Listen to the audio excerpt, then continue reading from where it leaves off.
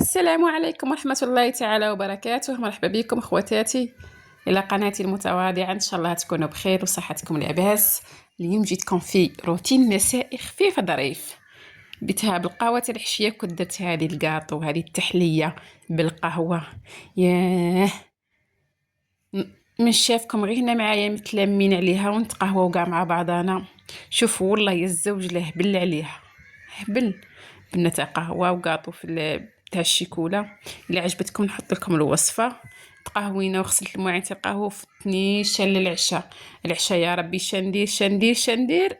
درت هذا الروز الخفيف الظريف غير في الكيكوطه. كان عندي غير هذا الفخذ تاع الدجاج، هذا الكويس برك، جعله حبه مزربع. المقادير امامكم، خفيف ظريف. عندي حبه بطاطا مقطعه، عندي حبه جزر مقطعه، كروطه، عندي حبه بصل مقطعه، عندي كاس تاع ارز، اي رز يكون عندك. كان عندي غير هذا المورسو تاع الدجاج ايا، والقزبر كنت راح نديرو ومن بعدها ما درتوش، بدلت رايي.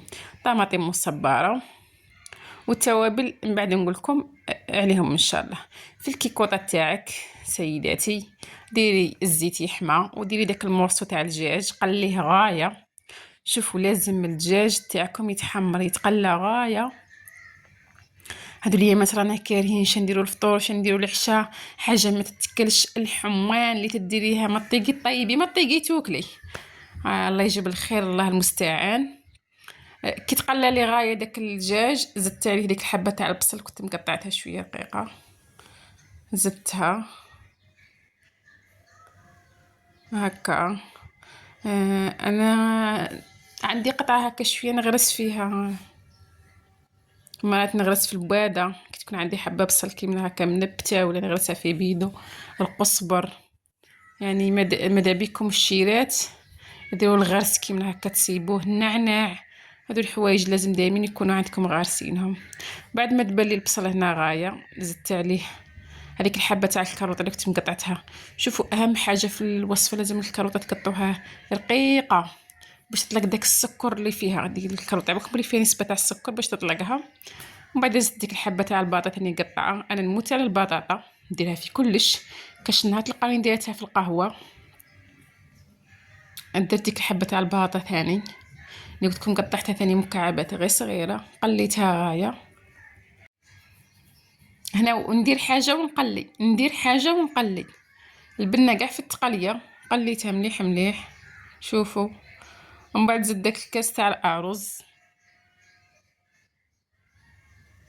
وزدت الملح هذا، وين درت الملح ودرت شويه راس الحانوت وشويه لي زيبيس تاع الدجاج. شوفوا شويه قليتهم غايه. شوف لازم داك الارز يتشرب هذيك البنه. وزدت 2 كيسان تاع الماء يكون يغلي، الماء حامي يغلي هكا. وحركت وخليته على نار ضعيفه، نار قليله، يتجمر واحد 7 دقائق حتى 10 دقائق. والنار قلت ناقصه، طفيت عليه وخليته تبرد في غارتها وجبدته. وهاي لكم النتيجه. والله غير يجي على حبه في وقفه الحشا تاعك ديريه. وبصحتكم ونتلاقى في فيديو اخر. سلام.